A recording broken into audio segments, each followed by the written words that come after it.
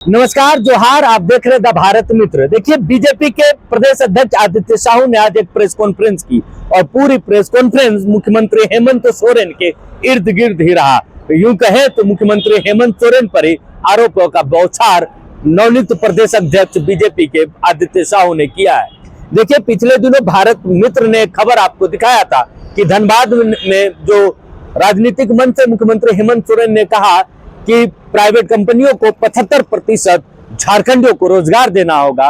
उसी बात पर जो खबर भारत मित्र ने दिखाया था कि उसके पीछे का इनसाइड स्टोरी जो समझाने की कोशिश झारखंडियों को की थी भारत मित्र ने, उसी खबर को देखते हुए बीजेपी के प्रदेश अध्यक्ष आदित्य साहू ने प्रेस कॉन्फ्रेंस की और मुख्यमंत्री हेमंत सोरेन पर आरोप लगाया कि एक तरफ मुख्यमंत्री हेमंत सोरेन विदेश जाते हैं निवेशक बुलाने, दूसरी तरफ राज्य के व्यवसायियों को वो डराने और धमकाने का काम करते हैं। सिर्फ डराने धमकाने का ही काम नहीं करते, बल्कि राज्य के युवाओं को बरगलाने का भी काम करते। पहले सुनिए कि आदित्य साहू ने क्या कुछ आरोप वर्तमान मुख्यमंत्री हेमंत सोरेन पर लगाया है। जिस प्रकार से झारखंड के माननीय मुख्यमंत्री श्री हेमंत सोरेन जी जो लगातार व्यापारियों को डराने का, धमकाने का और बीच बीच में अपमानित करने का कोई भी कोर कसर नहीं छोड़ते। जैसा कि आप सभी लोगों ने देखा है, समाचार पत्रों के माध्यम से आप ही लोगों ने छापा था, एक तरफ व्यापारियों को लाने के लिए, उद्योग धंधे को लाने के लिए विदेश का सैर सपाटा करने का काम करते हैं, तो दूसरी तरफ जो व्यापार यहाँ पर करना चाहते हैं उनको धमकी देकर के उनको डराने का काम करते हैं। और इसलिए डराने और धमकी देने का काम करते हैं कि मेरे दरबार में आकर के वो दरबारी करें, और दरबारी करने का उद्देश्य क्या है आप सभी लोग जानते हैं। आपने देखा होगा कि घाटशिला का जब चुनाव हो रहा था, यही माननीय हेमंत सोरेन जी ने खुले मन से कहा था कि व्यापारी पहले पैर पकड़ता है, उसके बाद गर्दन दबाने का काम करता है। एक माननीय मुख्यमंत्री जो सभी समाज, सभी वर्ग को राज्य के मुखिया हैं, उनको लेकर के चलने की जिम्मेवारी उनकी है। लेकिन जब भी अवसर मिलता है इतने बड़े समाज को, जो लाखों लोगों को लोग रोजगार देकर के उनके जीविकोपार्जन को चलाने का काम करते हैं, वैसे लोगों के प्रति उनके मन में क्या मनसा है वो बीच बीच में इजहार करने का काम करते हैं। आपने देखा होगा कि 1991 का दशक था। इस झारखंड का सबसे बड़ा व्यापारी कौन था जिसने इस झारखंड को बेचने का काम किया, और दूसरा व्यापारी कौन था वो खरीदने का काम किया था। मैं समझता हूं कि दोनों दलों का जो नेतृत्व था उस समय का, उससे बड़ा व्यापारी से राज्य में कोई नहीं। आप जरा विचार करिए कि वो दलालों और बिचौलियों का गिरोह बना करके इस झारखंड को लूटने में कोई कसर नहीं छोड़ रहे।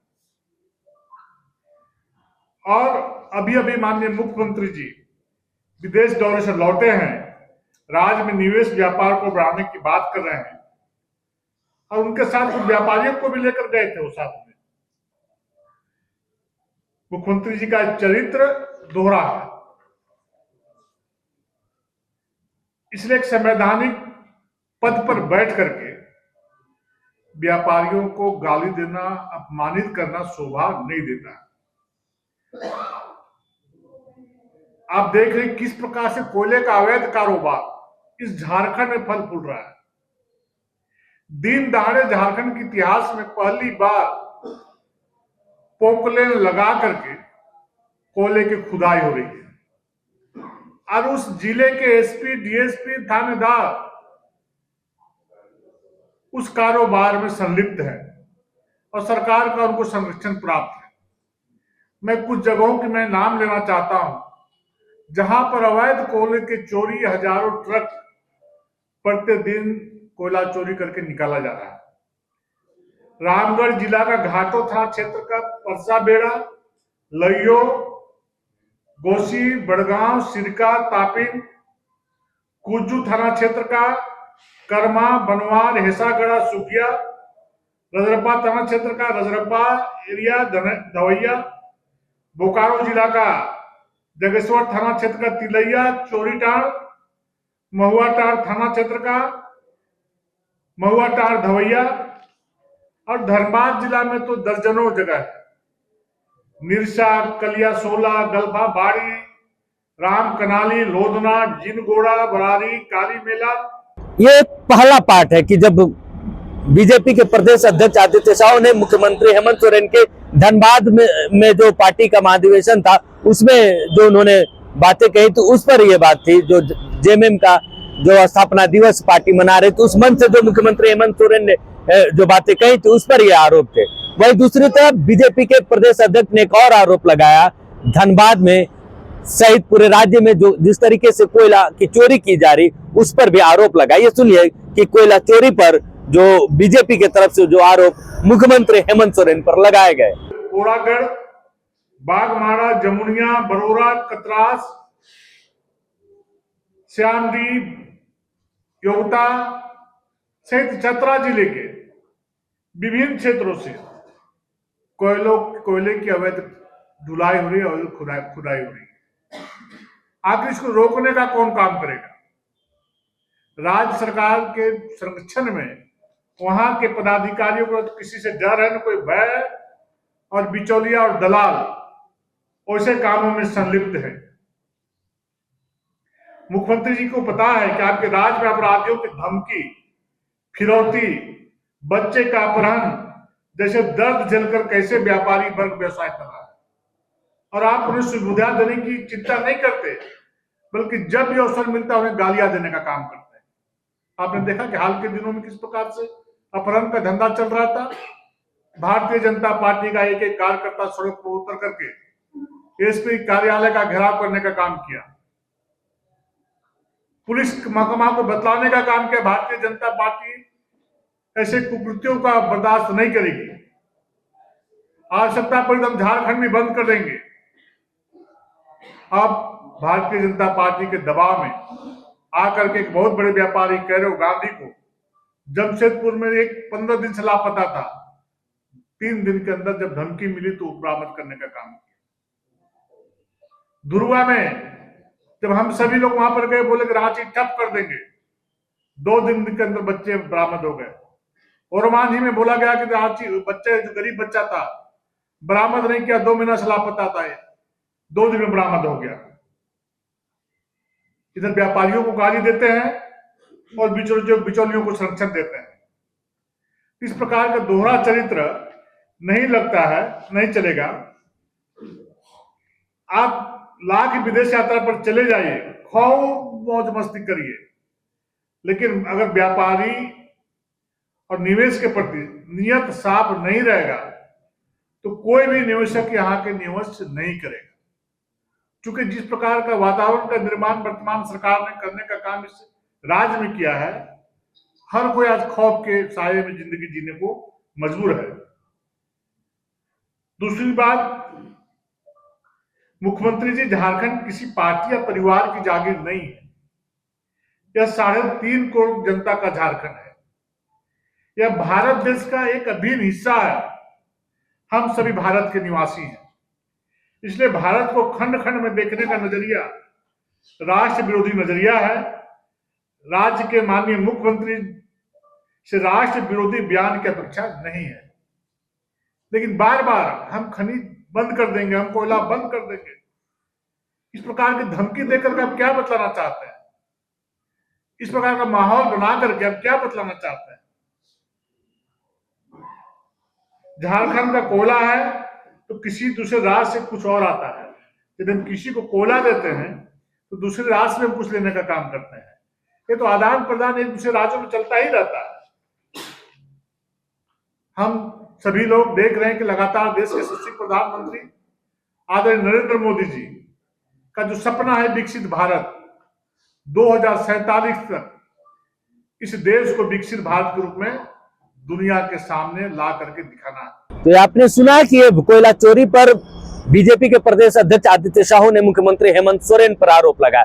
साथ ही साथ आदित्य साहू ने यह भी कहा कि राज्य में 6 वर्षों से मुख्यमंत्री हेमंत सोरेन है, तो उनको बताना चाहिए कि राज्य के कितने युवाओं को उन्होंने नौकरी दी, सरकारी नौकरियां दी, ये भी बतानी चाहिए। और साथ ही साथ जो विदेश में वो घूमने गए थे, ऐशबाजी करने गए थे, उसका भी हिसाब राज्य की जनता के सामने रखना चाहिए।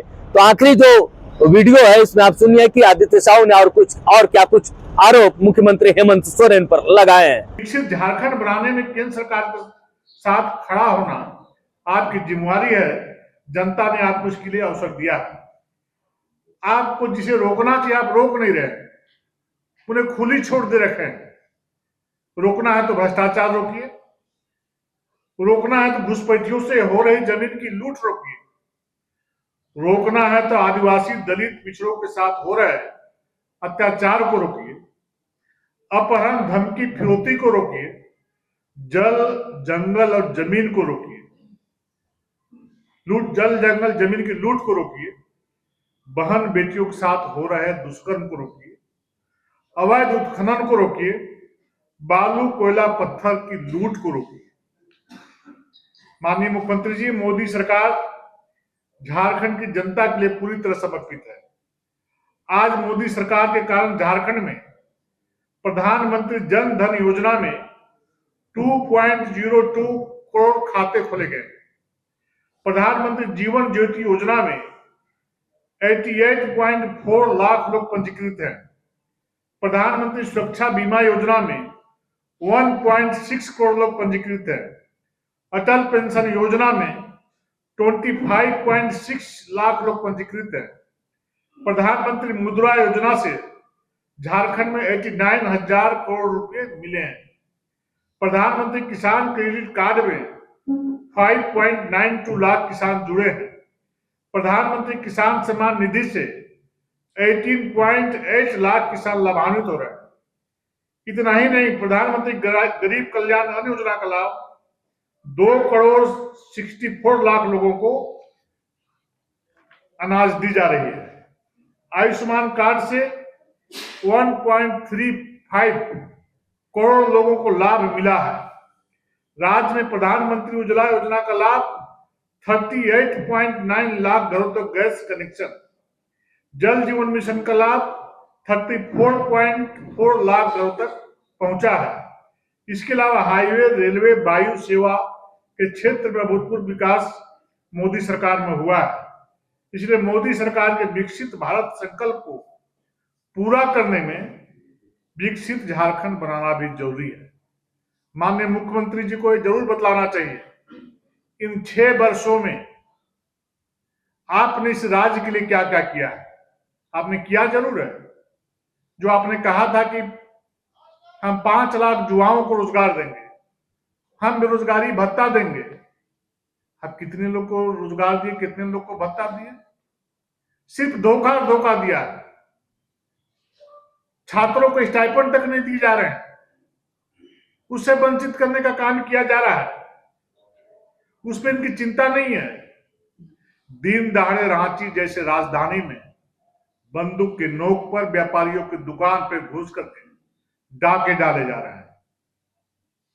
ना आपका प्रशासन पर नियंत्रण है, ना विकास आप कर पा रहे हैं। इसलिए भाषण के माध्यम से जितना आप जनता को गुमराह करिए, आप गुमराह करने में माहिर हैं। लेकिन झारखंड की जनता बहुत बारीकी नजरों से आपको देखने का काम कर रही है। आप कहते कुछ हैं और करते कुछ हैं। बड़ी बड़ी बातें बोल करके, झूठी मूठी बातें बोल करके जनता को दिग्भ्रमित करके धोखा देने का काम करते हैं।